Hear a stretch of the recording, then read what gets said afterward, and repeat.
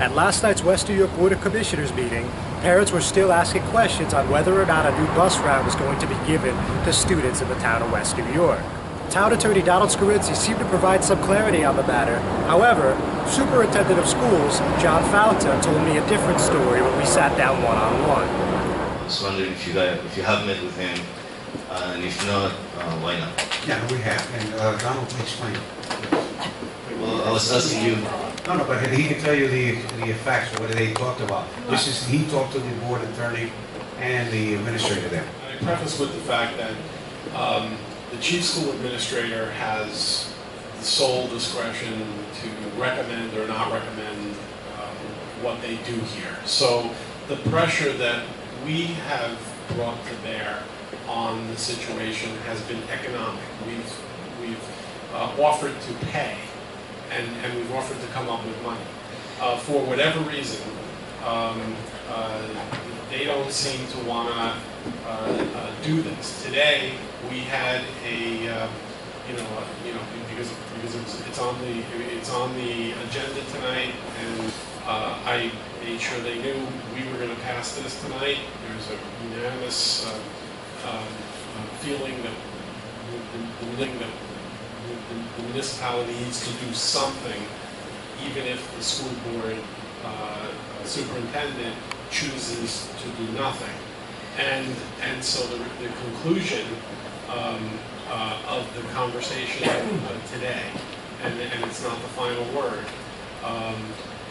resulted in John Fauta has said that he has communicated with all of the parents and asked a series of questions. I asked if he met with the parents. He hasn't done it that way. And his conclusion is that the issue is not busing the students. The issue is in keeping them in a wraparound program so that the parents who drop them off in the morning will be able to pick them up at the end of the workday.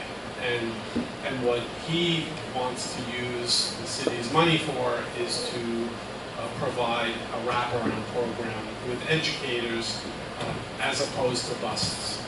Mr. Mayor, has the town paid the Board of Education for the busing of the kids on Port Imperial? Like Mr. Scarinci said, we have done, we put our best effort forward to tell Mr. Fauta here. He doesn't understand the question. That's not the question. The mayor doesn't understand the question. Has the town paid the Board of Education for busing the kids at Port Imperial? No. No. Okay, because that's the reason the kids, this is the reason why the parents were asking. If you haven't paid the Board of Education the money for the kids that are being transported to our schools here, how do you all of a sudden have money to come up for the buses idea that you said that you were going to provide? We have a shared service agreement with them. I believe the former administrator, excuse me, I believe the former administrator. Let the mayor. Please understand something. The mayor is the figurehead. You have a special. Figurehead. This is like. You want to hear the answer? Please, There you're watching. There is a shared services agreement where the town reimburses the school district as part of an overall package for transportation from Port Imperial. The answer to your question is yes. So the town did pay the Board of Education for the transporting. Does pay, yes. But didn't. Yes. According to the Board of Education, what I was told is that they haven't been paid for a year. Well, they have the agreement. I could check the records. I don't know. But no, there is an agreement. I'm just telling you. So I do know that we've got no notice of any default. So if we haven't paid, there's no notice of any default. So you have to assume we have been paid. We have paid. Otherwise, they would have let us know that.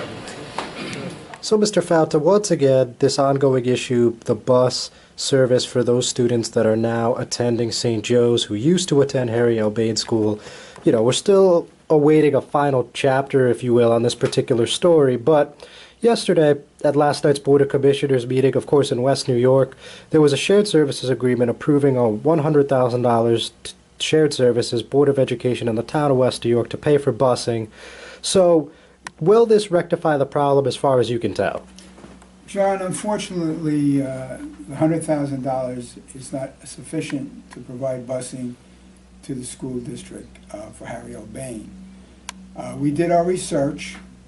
The moment that it was agreed upon that the town was going to enter into a shared service agreement, we sent out flyers to all the parents.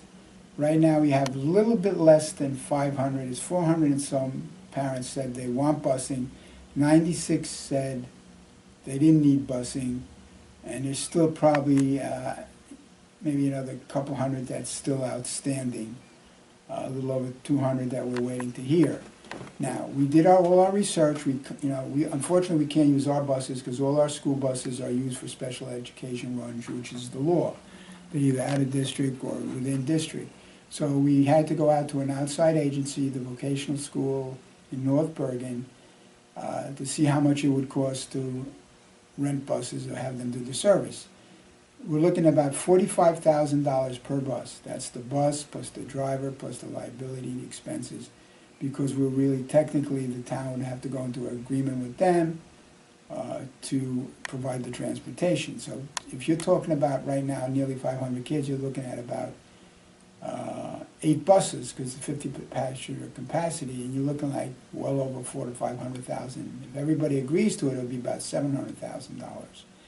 Now, from what I was told, I was informed, because contact was made by the town attorney to a member of my staff, which right off the bat I was very upset with, because if the town attorney has to deal with anyone, they deal with the superintendent.